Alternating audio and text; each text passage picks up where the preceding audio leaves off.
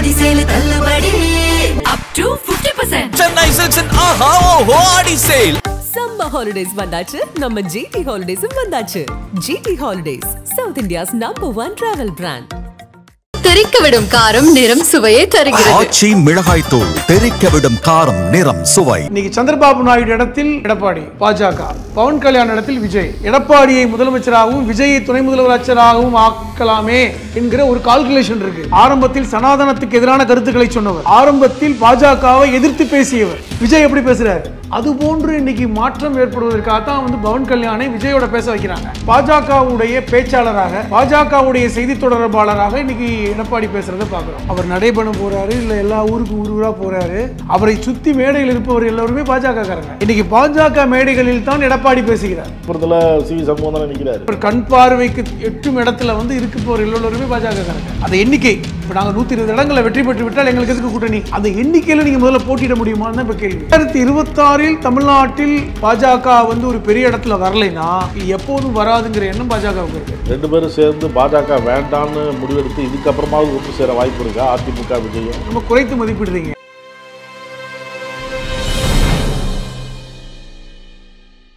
நக்கிர நேயர்களுக்கு வணக்கம். இன்று நம்முடன் கருத்துக்களை பகிர்ந்து கொள்ள இணைந்திருக்கிறார் மனிதநேய மக்கள் கட்சியின் மாநில அமைப்பு செயலாளர், எழுத்தாளர் புதுமடம் ஹலீம் அவர்கள். வணக்கம் சார். வணக்கம். தமிழ்நாட்டில் அதிமுக பாஜக கூட்டணி வெற்றி பெற்றால் ஆட்சியில் பாஜக பங்கு பெறும் அப்படிங்கிறாரு அமித்ஷா. இது ஏற்கனவே சொல்லியிருந்தார் ஒரு நாளிதழ் பேட்டியில், இப்போவும் அதை உறுதிப்படுத்துறாரு. ஆரம்பத்தில் சைகைகளை சொன்னாங்க, அதுக்கப்புறம் கமா போட்டு பேசினாங்க, இப்போ உறுதிப்படுத்திட்டாங்க. இதை நம்ம தான் சொல்லிகிட்டே வரோம். வருகின்ற 2026 பாஜக அதிமுக கூட்டணி ஆட்சி தான் அப்படிங்கிறதை அவர் சொன்னதை மொழிபெயர்த்து சொல்லிட்டாங்க. இது மொழிபெயர்த்து சொன்னதை கூட சரியாக மக்கள் புரிஞ்சு கொள்ளலையோண்டு இப்போ இன்றைக்கி அவரே கேள்வி அவரே பதில் என்கிற அடிப்படையில் இன்றைக்கி நாளிதழ்களில் தொடர்ச்சியாக அந்த கேள்வியை கேட்டு எழுத்து வடிவிலே வந்துருச்சு. அப்போ பாஜக ஒரு முடிவான ஒரு செய்தியை நமக்கு சொல்லிட்டாங்க. என்ன செய்தி என்றால், 2026 என்டிஏ கூட்டணி ஆட்சி தான், அதில் பாஜக பங்கு பெறும் அப்படிங்கிறது சொல்லிட்டாங்க. அப்போ இப்போ நீங்கள் எதையுமே மறுக்க முடியாது. இப்போ முதல்வராக எடப்பாடியை நியமிக்க போகிறோம், இல்லை நிறுத்துகிறோம், முன்னிறுத்துகிறோம், அதெல்லாம் விஷயம் வேறு. அதை நம்ம மறுக்கலை என்றால் அதிமுக ஒரு பெரிய கட்சி. ஆனால் 2026 என்டிஏ கூட்டணி ஆட்சி தான், அதில் பாஜகவும் பங்கு பெறும் என்கிற அந்த கருத்து இருக்குது பார்த்தீங்களா? இன்றைக்கி எந்த டிரான்ஸ்லேஷனும் தேவையில்லை, தெளிவாக சொல்லிட்டார். இன்றைக்கி செய்தியை தெளிவாக சொல்லிட்டார். இன்னொரு செய்தியை நீங்கள் புரிஞ்சுக்கணும். இன்றைக்கி எடப்பாடியுடைய பேச்சு, எடப்பாடியுடைய பிரச்சாரத்தை நீங்கள் பார்த்தீங்கன்னா தெரியும். அவர் நடைபெற போகிறாரு, இல்லை எல்லா ஊருக்கும் ஊராக போகிறாரு. அவரை சுற்றி இருப்பவர்கள் அதிமுக முன்னாள் அமைச்சர்களோ அதிமுக தலைவர்களோ கிடையாது. அவரை சுற்றி மேடையில் இருப்பவர்கள் எல்லோருமே பாஜக காரங்க. இன்னைக்கு பாஜக மேடைகளில் தான் எடப்பாடி பேசுகிறார். நீங்க கவனிச்சு பாருங்க. முதல்ல ஆரம்பிச்சப்ப இருந்தாங்க, அதுக்கப்புறம்லாம் இப்போ விழுப்புரத்தில் சிவி சண்முகம் தானே நிற்கிறாரு. இல்லைங்க, சிவி சண்முகம் விழுப்புரத்துக்காரர்னால் நிற்கிறாரு, அவ்வளோதான். ஆனால் நீங்கள் நல்லா உற்று பார்த்தால் தெரியும், அவரை சுற்றி அவர் கண் பார்வைக்கு எட்டும் இடத்துல இருக்க போகிற எல்லோருமே பாஜக காரங்க. பாஜகவுடைய கண்ணசைவில் எடப்பாடி நடந்து கொள்கிறார். பாஜக காரங்க எழுதி கொடுக்குற ஸ்கிரிப்டை எடப்பாடி பேசுகிறார். இந்து அறநிலையத்துறையுடைய அந்த வருமானத்தில் கல்லூரி நடத்தக்கூடாது என்று சொல்கின்ற அந்த ஸ்கிரிப்ட் எல்லாமே ஆர்எஸ்எஸ் உடைய ஸ்கிரிப்ட் தான். முன்னாடி ஆர்எஸ்எஸ் பேசுவாங்க, ஹெச் ராஜா ரொம்ப காலமாக பேசிகிட்டு இருக்கார். ஹெச் ராஜா ரொம்ப காலமாக பேசுகிறார், இப்போவும் பேசுகிறாரு, பல காலமாக பேசுகிறார். ஏன் நம்ம யாருமே சட்டை பண்ணுவதில்லை, காரணம் அவங்களுடைய அஜெண்டா அப்படின்னு நம்ம எல்லாருக்கும் தெரியும். ஆனால் எடப்பாடியை பேச வைக்கிறாங்க, அதுதான் முக்கியம். அவர் தான் அவருடைய 2017 அவர் முதலமைச்சராக இருக்கும் பொழுது பழனியில் அந்த அறநிலையத்தினுடைய கல்லூரியுடைய கட்டடத்தையே திறந்து வச்சவர் எடப்பாடி தான். அது இன்றைக்கி கல்வெட்டோடு காமிச்சிட்டாங்க. இன்றைக்கி திமுகவுடைய அறநிலையத்துறை அமைச்சர் சேகர் பாபு அவர்கள் எடப்பாடி அந்த கட்டடத்தை திறந்து வைத்த கல்வெட்டோடு இன்றைக்கி செய்திகளை பேசுகிறார். ஆனால் அதையும் மறந்து இன்றைக்கி பாஜகவுடைய பேச்சாளராக, பாஜகவுடைய செய்தி தொடர்பாளராக இன்றைக்கி எடப்பாடி பேசுகிறத பார்க்குறோம். இன்றைக்கி நீங்கள் கேட்டீங்க இந்த கேள்வி, கூட்டணி ஆட்சி அதை பற்றிலாம் இப்போ எடப்பாடி பேச மாட்டார். பாஜகவுக்கு குரலாக பேசுகிறார், பாஜக எழுதி கொடுத்தது பேசுகிறார்னா அவருக்கு அஞ்சு பேசுகிறார் அப்படிங்கிற பொருள் வருதா? எங்க அஞ்சித்தானுங்க கூட்டணிக்கே வந்தார். அவர் நேற்று பேசும்போது அதிமுக எதற்கும் யாருக்கும் எப்போதும் அஞ்சியது இல்லைங்கிறாரு. வாயில் சொல்கிறாரு அப்படின்னா அவர் செயலில் இருக்கணும்ல. ஒருத்தர் வந்து வாயில் ஒரு விஷயத்த சொல்கிறீங்க, உங்கள் செயல் அது ரிஃப்ளெக்ட் ஆக வேணாமா? அந்த உங்களுடைய செயலில் அதை எதிரொலிக்க வேண்டாமா? நான் சொல்கிறது ஒன்று செய்கிறது ஒன்றுனா அவர் பேச்செல்லாம் கரெக்டாக தான் இருக்குது. பேச்செல்லாம் இனிப்பாக தான் பேசுகிறாரு.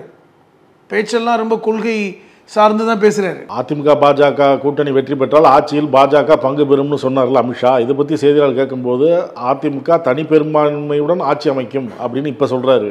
இப்போ கூட சொல்கிறாரு தனி பெரும்பான்மையோடு நீங்கள் ஜெயிக்கணும்னா நீங்கள் எத்தனை இடத்துல நிற்க போகிறீங்க? கூட்டணியில் பங்கு வேணும் என்றால் பாஜக எத்தனை இடங்களை கேட்க போகிறாங்க? அது ஒரு முக்கியமான கேள்வி இல்லை. நீங்கள் தனிப்பெரும்பான்மை நிற்கிற கடந்த முறை எத்தனை இடத்துல இருந்தீங்க? 160க்கு மேலே இருந்தீங்கல்ல. அதே மாதிரி இப்போ நிற்க முடியுமா? கடந்த முறை பாஜக கொடுத்த எண்ணிக்கை தான் இப்போ கொடுக்க போகிறீங்களா? அது உங்களால் முடியுமா? அதிலே தெரிஞ்சு போயிடும். அப்போ எண்ணிக்கை எப்படி இருக்குது?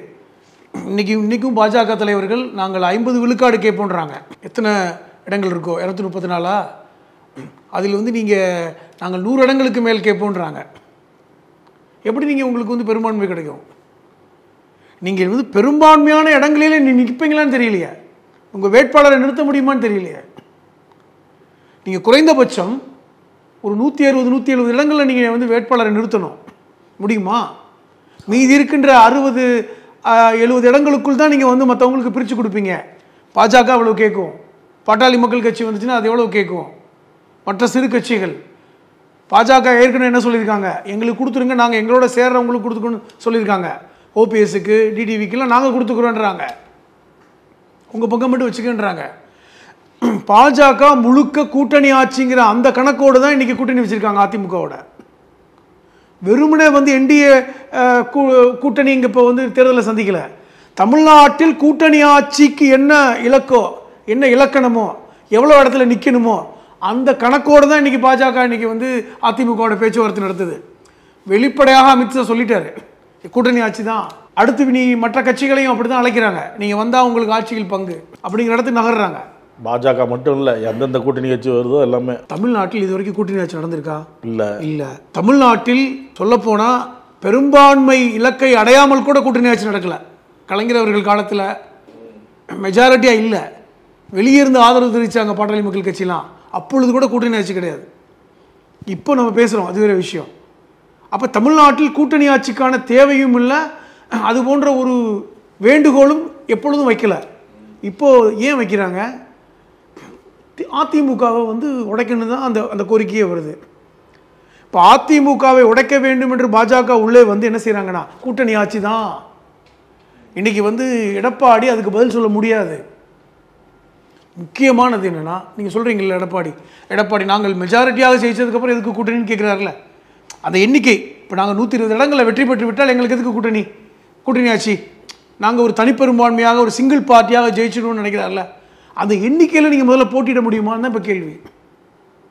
அதில் நீங்கள் சறுக்கி விட்டாலே பாஜக சொன்னது சரிங்கிறத முழுமையாக முடிவெடுத்து விடலாம். கடந்த முறை நீங்கள் எத்தனை இடத்துல நின்றீங்களோ அத்தனை இடங்களில் உங்களால் இப்பொழுது நிற்க முடியாது. 100 இடங்களில் பாஜக கேட்குறாங்க, அதை புரிஞ்சுக்குங்க. மீது இருப்பது என்னங்க? மீது நீங்கள் கூட்டணிக்கு வேற கொடுக்கணும். உங்களால் ஒரு 120 இடங்களில் அல்லது 130 இடங்களில் கூட நிற்க முடியுமா தனியாக? பாதிக்கு பாதியாக பிரித்து கொடுத்துருவாரு. அந்த மாதிரி தான் கேட்குறாங்க. இப்போ அப்படி தான் கேட்குறாங்க. அந்த இடத்துக்கு நகர்ந்துருக்கிறது நீங்கள் பாருங்களேன்.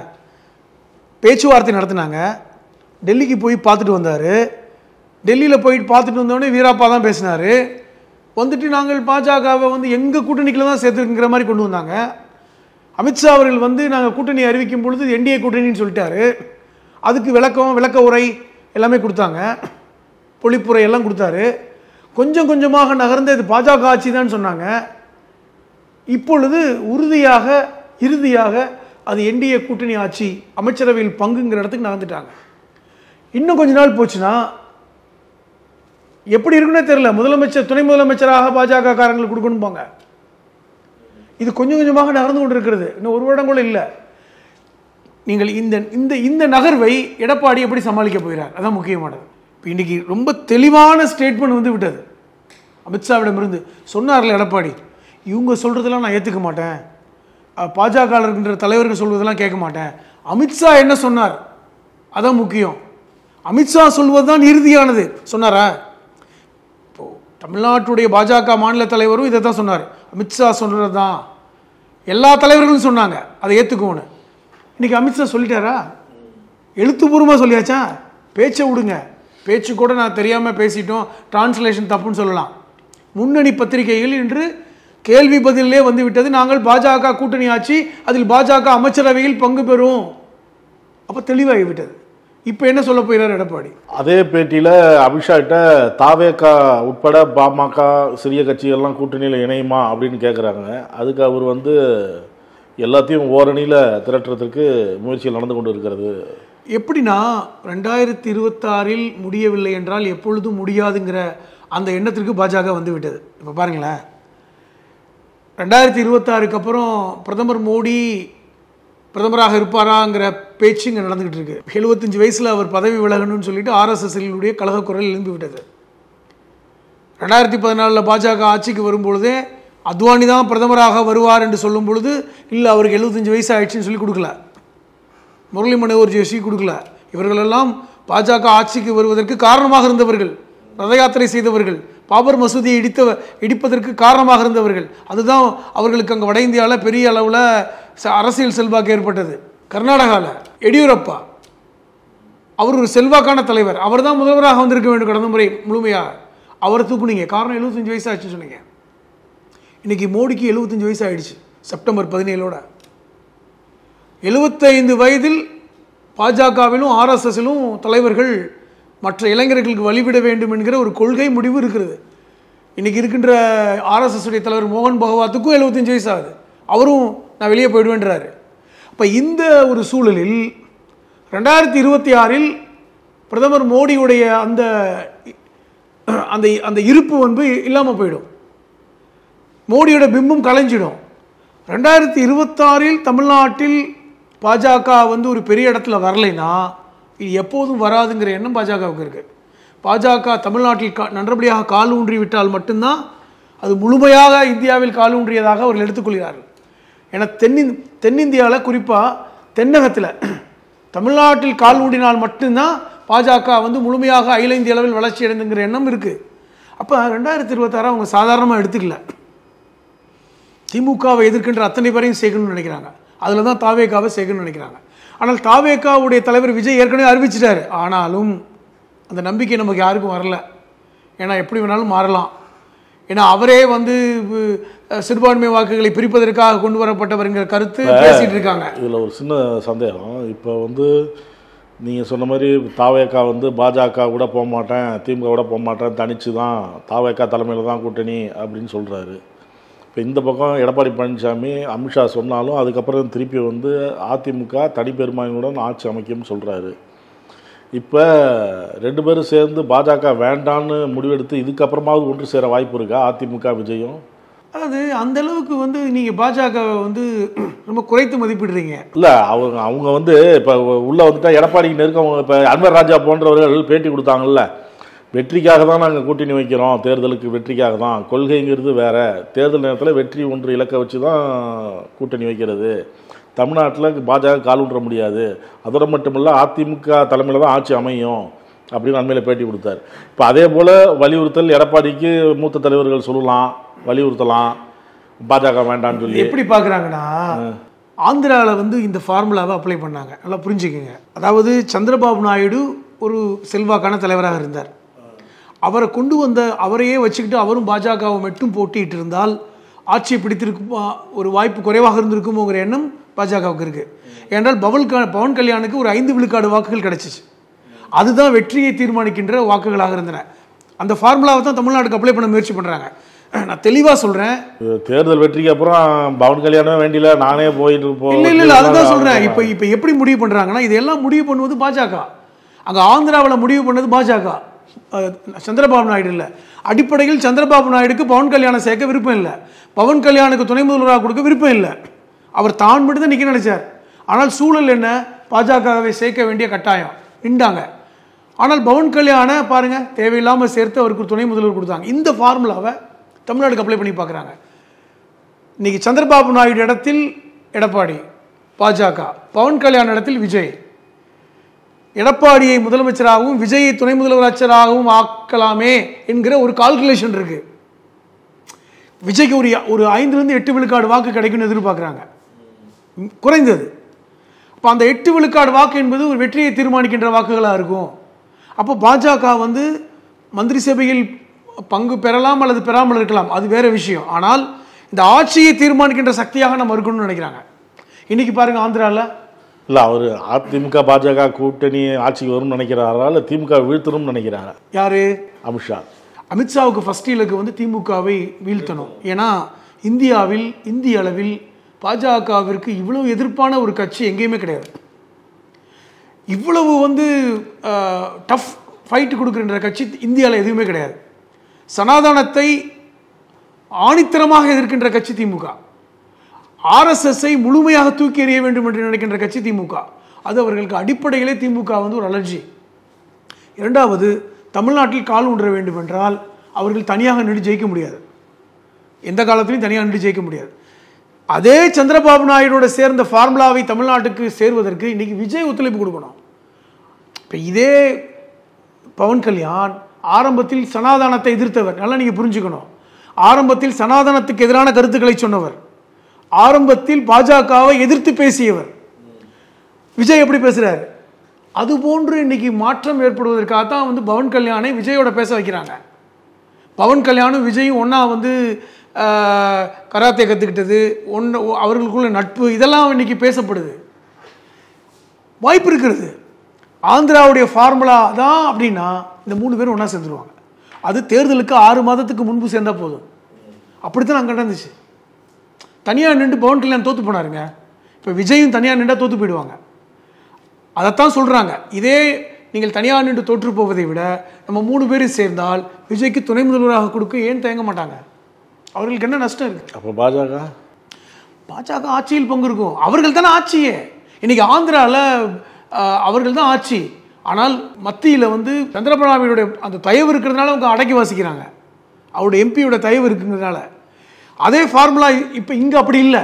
எடப்பாடியோட எம்பி பதவி, எம்பிக்களுடைய எண்ணிக்கையை வைத்து அங்கே ஆட்சி இல்லை.